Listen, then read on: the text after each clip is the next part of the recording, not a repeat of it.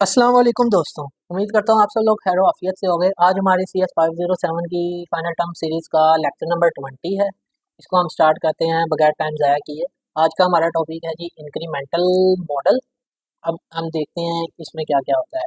Incremental model देखते हैं। सबसे पहले तो क्या होता है इंक्रीमेंटल मॉडल? एक सॉफ्टवेयर या इंफॉर्मेशन सिस्टम बनाने का तरीका है जिसमें सिस्टम को थोड़ा थोड़ा करके हम इंक्रीमेंट करते हैं, यानी कि डिज़ाइन करते हैं, इम्प्लीमेंट करते हैं और टेस्ट किया जाता है। ठीक है, पूरे सिस्टम एक ही बार में नहीं बनाया जाता, हर पार्ट मॉड्यूल को अलग से डेवलप होता है।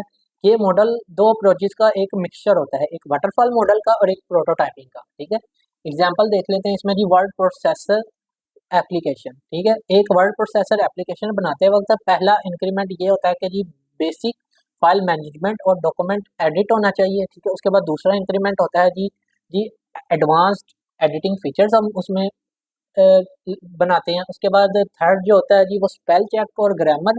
और उसके बाद फोर्थ होता है पेज लेआउट या फंक्शंस वगैरह को बनाना। उसके बाद हम देख लेते हैं जी प्रोसेस फ्लो की डायग्राम को। स्टेप्स हैं इसमें जी। डेफिनेशन ऑफ रिक्वायरमेंट्स, क्लाइंट्स का रिक्वायरमेंट इसमें समझी जाती है। उसके बाद डिज़ाइन ऑफ आर्किटेक्चर, इसमें हम देखते हैं जी सिस्टम का बेसिक फ्रेमवर्क जो है डिज़ाइन होता है।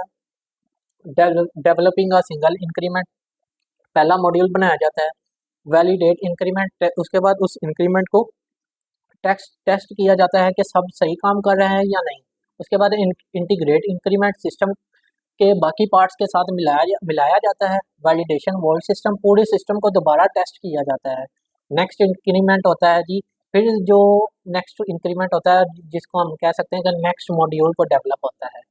ये साइकिल रिपीट होता है जब तक कि पूरा सिस्टम जो है वो कंप्लीट ना हो जाए।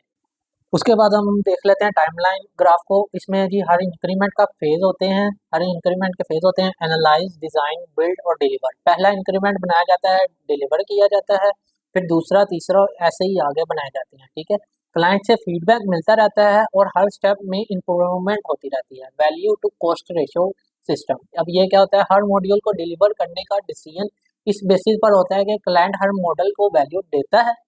डेवलपर उस मॉड्यूल का कॉस्ट एस्टिमेट करता है। जिस वैल्यू को कॉस्ट रेशो सबसे बेहतर होता है वो मॉड्यूल पहले डेवलप होता है। उसके बाद है जी characteristics of incremental model. System छोटे छोटे पार्ट्स में डेवलप होता है। पार्शियल सिस्टम काम करती है जब तक फाइनल वर्जन तैयार ना हो जाए। ठीक है, हर इंक्रीमेंट के बाद उसकी रिक्वायरमेंट्स फ्रीज कर दी जाती है। बेनिफिट्स ऑफ इंक्रीमेंटल मॉडल, काम जल्दी मिलता है। ठीक है, चेंज का रिस्क कम होता है। क्लाइंट्स को फ्लेक्सिबिलिटी मिलती है, रिस्क कम होता है इसमें। और रिक्वायरमेंट्स के चेंज के साथ स्कोप कम होता है। अब हम इसके डिसएडवांटेजेस देख लेते हैं। पूरे सिस्टम का जो कंप्लीट पिक्चर होती है ना, कि पूरा सिस्टम किस तरह का हमें शो होगा, उस वक्त तक हम इसको नहीं मिलता जब तक कि हम सब इंक्रीमेंट्स को कंप्लीट नहीं कर लेते। उसके बाद भी जी शुरू में जो सिस्टम के छोटे छोटे पार्ट्स में ब्रेक डाउन करते हैं हम, उस वो करना हमारे लिए इसमें मुश्किल होता है। अल्टरनेटिव मॉडल क्या होता है? ठीक है, अब हम देखते हैं अल्टरनेटिव मॉडल को। अल्टरनेटिव मॉडल में डेवलपमेंट रिपीटेड साइकिल्स में होती है।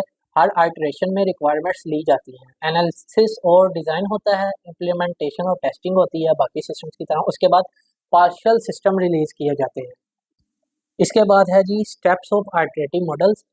सबसे फर्स्ट स्टेप है जी इनिशियलाइजेशन स्टेप। एक बेसिक वर्जन तैयार किया जाता है जिसको यूज़र टेस्ट कर सकता है। उसके बाद है जी iteration step, analysis plus feedback के बेसिस पर रीडिज़ाइन और इम्प्रूवमेंट होती है। एक प्रोजेक्ट कंट्रोल लिस्ट बनाया जाता है जिसमें हम न्यू फीचर्स को ऐड करते हैं, ओल्ड फीचर्स को रीडिज़ाइन करते हैं, हर टास्क को रिकॉर्ड करते हैं।